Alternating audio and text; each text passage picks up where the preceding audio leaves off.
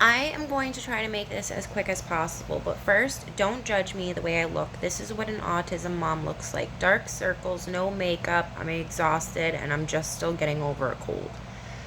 I want to talk to you guys about autism because I did receive some messages this morning, and I even received an email from somebody in my community asking me if I seen what President Trump yesterday said about Tylenol linking to autism. And I want to be very clear, in my personal case, I never took Tylenol. I didn't take any kind of pills. If I did, it was ibuprofen, and it was very rare. I didn't like taking stuff like that. I had difficult pregnancies with both my kids, so Tylenol has nothing to do with Jacob's case. Brandon and I do not carry the autism gene. We have basically given up as to why Jacob has autism. We just love him the way he is. But I do want to make something very clear, and it's very irritating to me. Actually, it's a couple of things. One, Tylenol has been linked to autism for years. So people bitching and complaining about Kennedy and Trump talking about it yesterday, you guys got to stop. You sound so stupid. You really do. I'm sorry, you do. You sound stupid. Just because you don't like what he's saying. First off, I've been on Facebook for years, way too long than I'd like to admit. And for years, there's always been ads that popped up saying, Tylenol linked to autism, you can sue, yada, yada, yada. This is not a new thing. This is not a surprise. You know you've seen it. I've seen it.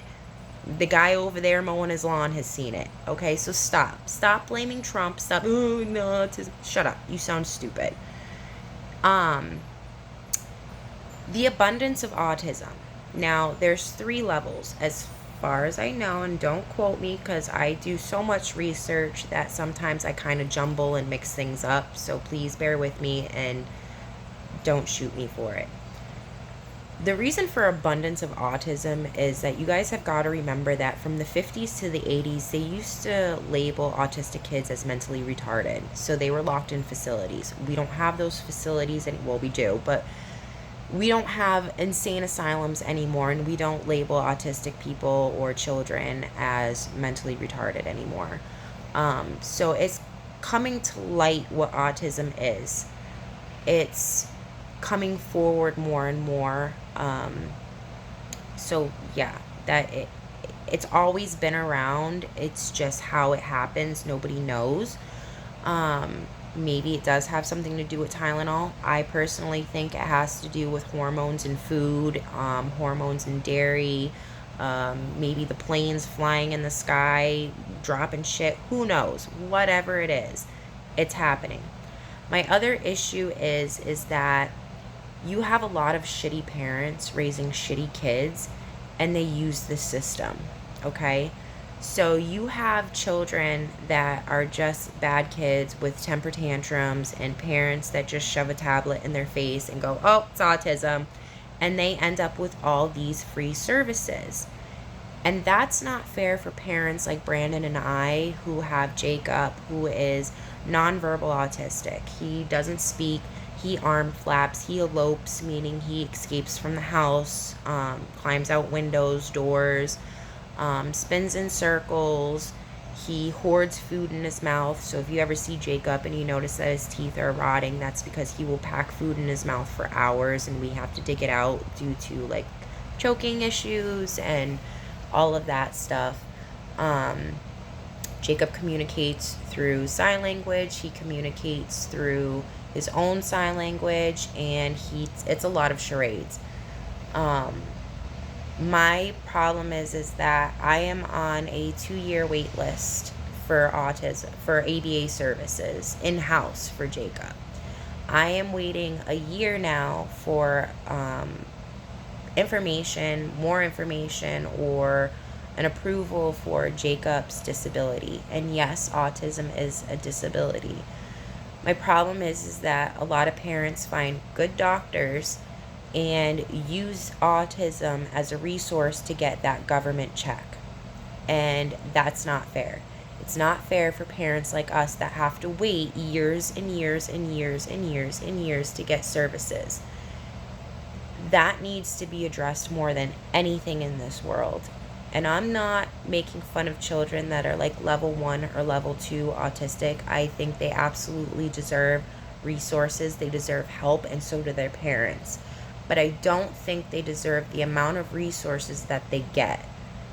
I think it's not right. And please don't be mad at me for saying that. That's just my personal opinion.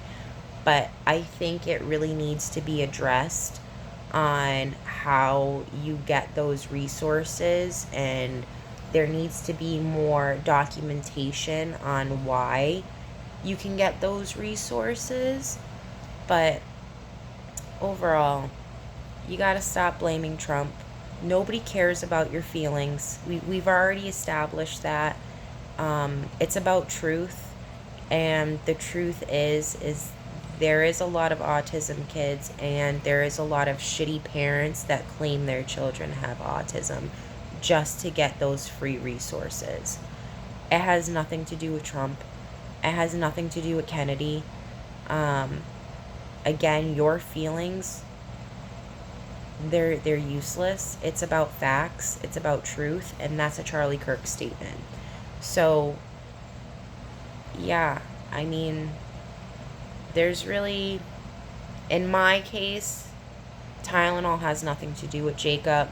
Genetics has nothing to do with Jacob. Jacob was just, he was just born the way he was born. God gave him to us because God knew that we could handle him more than anybody else.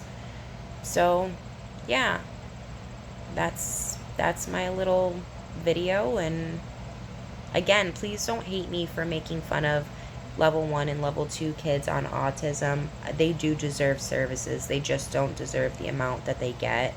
And I really, really wish that the country would really look deeper into those parents that got documentation, false documentation, to have their child labeled as autistic just to get free resources.